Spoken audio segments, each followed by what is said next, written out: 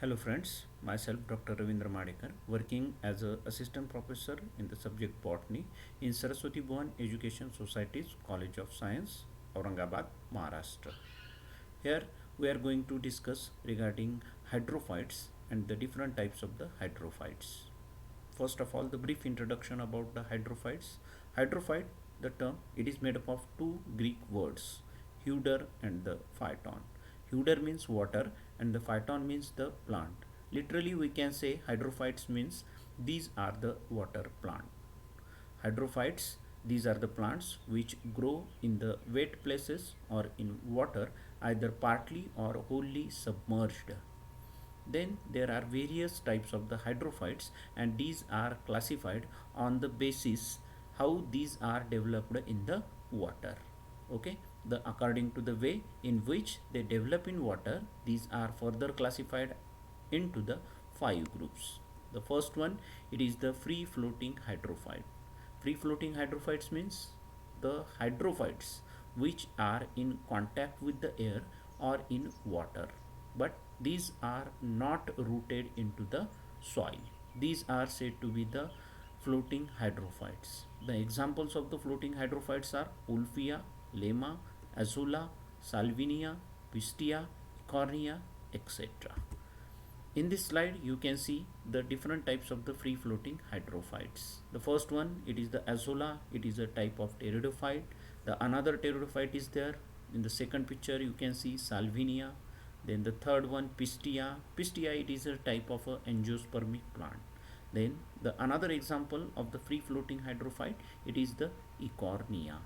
Okay, free floating hydrophytes means the plants, the hydrophytes which are in contact with air and in water but not rooted into the soil.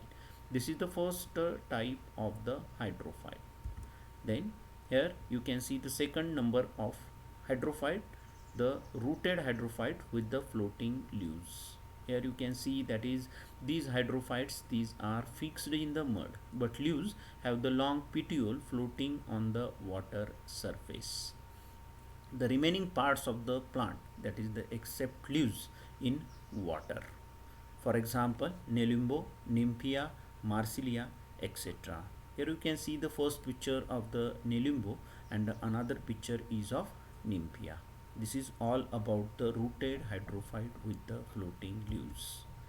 Then another third type of the hydrophyte, submerged floating hydrophyte. These hydrophytes submerged in water, but these are not rooted into the mud.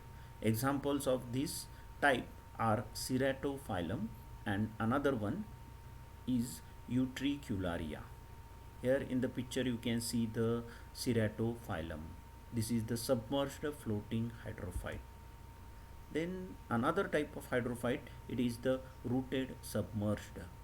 These hydrophytes, these are submerged in the water but rooted in the soil. These are completely submerged in the water and these are also rooted in the mud.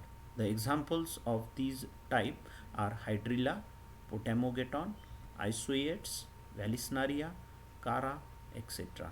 Here you can see the first picture Hydrilla, then another one is the Potamogeton, then the third picture is of Vallisneria, then the another picture is of Cara. All these hydrophytes, these are rooted and these are completely submerged under water.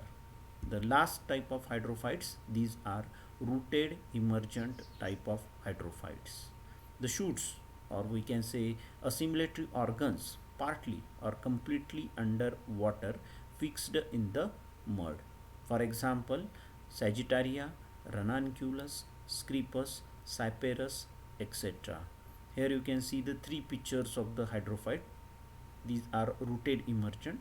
The first one, it is the Ranunculus, the another one Sagittaria, and the another one, that is the Cyperus.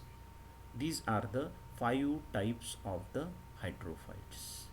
This is the brief introduction about the hydrophytes and the types of the hydrophytes. Thank you.